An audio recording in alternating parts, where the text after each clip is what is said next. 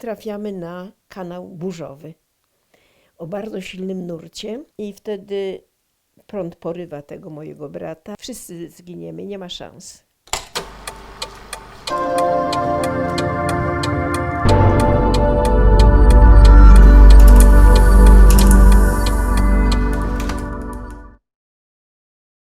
Do bunkra zeszliśmy z moją rodziną w styczniu 1943 roku.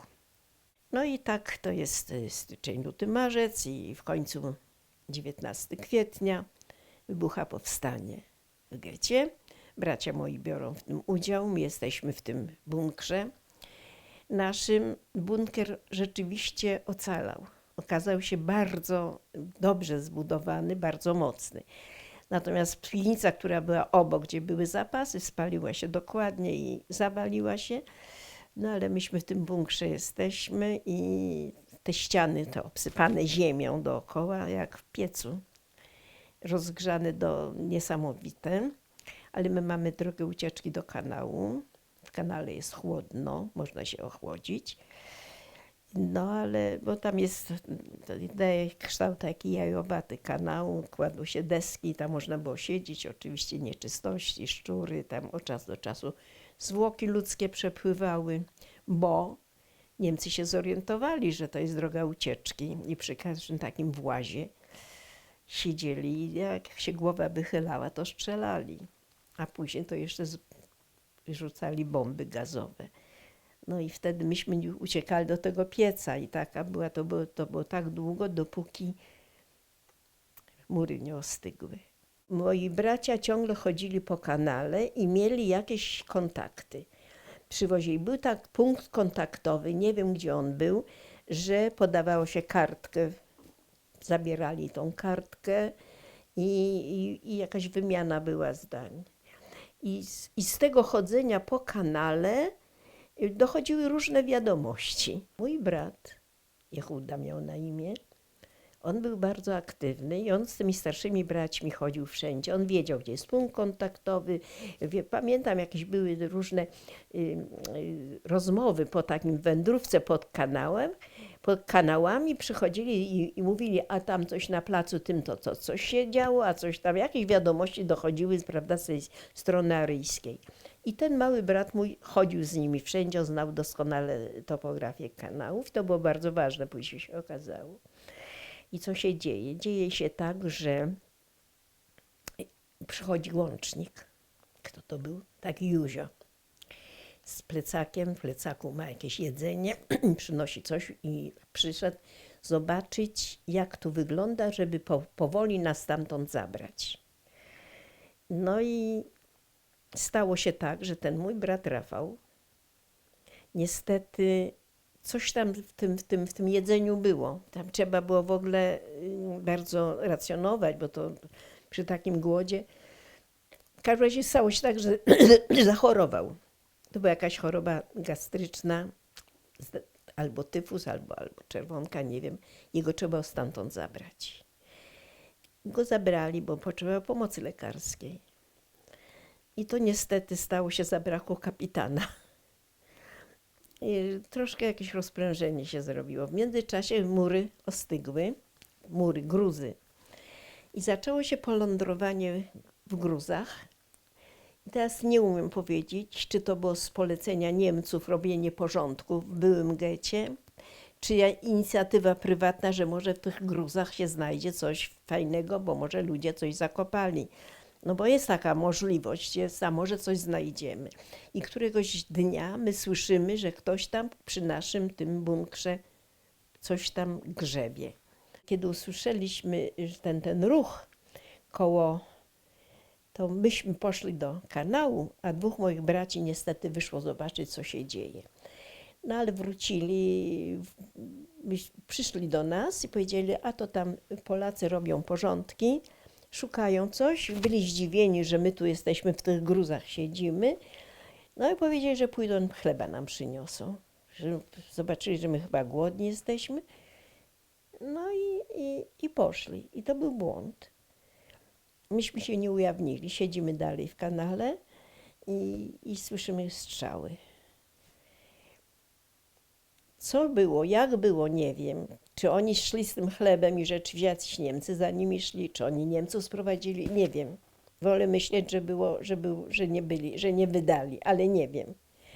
W każdym razie w nocy, poczekaliśmy do nocy, w nocy moja bratowa, której mąż tam był, i moja siostra poszły tam zobaczyć, co się dzieje. Śladu po braciach nie było. Bunkier był splądrowany, nie mogliśmy już tam wrócić.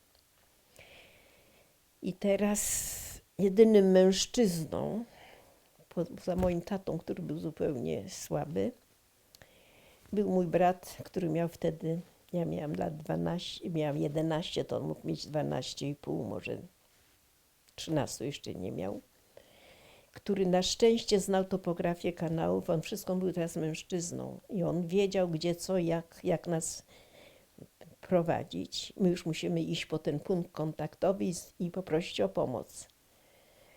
No i idziemy. I kto tam jest? Są moi rodzice, moja bratowa, ten mały mój brat, moja siostra, która miała 20 lat, mniej więcej, nie umiem powiedzieć dokładnie ile, ale w każdym razie taka dziewczynka, już dziewczyna dorosła. No i ja. I on prowadzi nas pod ten punkt kontaktowy, pod ten włas, gdzie mamy możliwość podania wiadomości, co się dzieje, że prosimy o pomoc. Napisaliśmy karteczkę, że bunkier spalony, to się tak nazywało, że czekamy na pomoc i że ratujcie nas. Nie wiem, jak długo siedzieliśmy, bo tam jest pod takim włazem, jest takie wybetonowane miejsce dla kanalarzy, którzy tam pracują, także jest miejsce suche, bo tak w tej wodzie by się nie dało rady tam, ale byśmy siedzieli na tym betonie i czekaliśmy dostaliśmy wiadomość. Tylko nie wiem, jak długo myśmy czekali bez wody, bez jedzenia, bez niczego, ale chyba niedługo. Może dzień, może dwa. I dostaliśmy wiadomość, dziś w nocy po was przyjdziemy. No i przyszli. To była grupa uzbrojona, znowu nie wiem, kto to był. Jakaś organizacja, bo mężczyźni tam byli i pamiętam, że nawet był policjant granatowy był i to później widziałam. No i była ta godzina policyjna przecież w Warszawie, od zmroku do rana nie wolno chodzić, patrole przejeżdżają. Więc to była taka akcja bardzo niebezpieczna dla wszystkich, i dla tych, co ratują, i dla tych. No i chcą podnieść ten włas. Okazuje się, że włas jest zalutowany. Nie można go podnieść. No i teraz co robić? I oni mówią, idźcie do następnego włazu. Prawdopodobnie zorientowali się Niemcy, że tam się coś dzieje i zamknęli że jakiś ruch tam był, bo był. No i teraz znowu bohaterstwo mojego tego brata małego, który wie, gdzie jest ten drugi właz. No i teraz zaczyna się najgorsza historia, bo moi rodzice nie ma możliwości, żeby stanęli na nogach. Nie mogą się podnieść. Są tak słabi, że nie dają sobie rady. Moja siostra, która około 20 lat, młoda, może mniej, mi się wydawała już dorosła, ale powiedziała, że zostanie, nie zostawi rodziców. A mama mówi, idźcie, Rafał jest na górze, on na pewno zorganizuje dla nas pomoc. Taka wiara w tego syna. No i ja pamiętam, że nie chciałam iść, ja coś tam broniłam się, że ja też z mamą zostanę. Mama powiedziała, ty idź, Rafał jest tam, idź. Ja mówię, że ja to tak zawsze mówię, że to było tak, jak gdyby mama mi dała polecenie, że mam żyć. No ja wtedy nie myślałam, że ich nie zobaczę, że im się nie uda się ich wyciągnąć.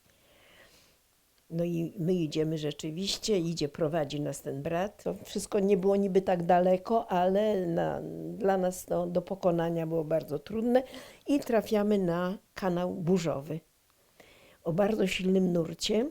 I teraz jest sprawa, że mamy iść w lewo, czyli pokonać ten podprąd i wtedy prąd porywa tego mojego brata i stajemy w ciemnościach i strasznie. Ja nie wiem, ja to mówię, że stał się cud, bo nagle on gdzieś się chyba na jakiejś śluzie zatrzymał krzyknął: ja żyję. I on już pod prąd poszedł, tak już nie musiał sforsować tego przejścia, tego ostrego zakrętu. Poszedł pod ten włas, gdzie czekali, a to była straszne, bo to była noc.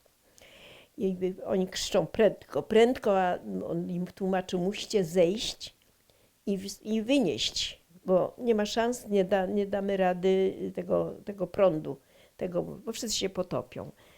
No i rzeczywiście oni zeszli, my mówimy, że tam rodzice zostali, że tam siostra, wszyscy zginiemy, nie ma szans.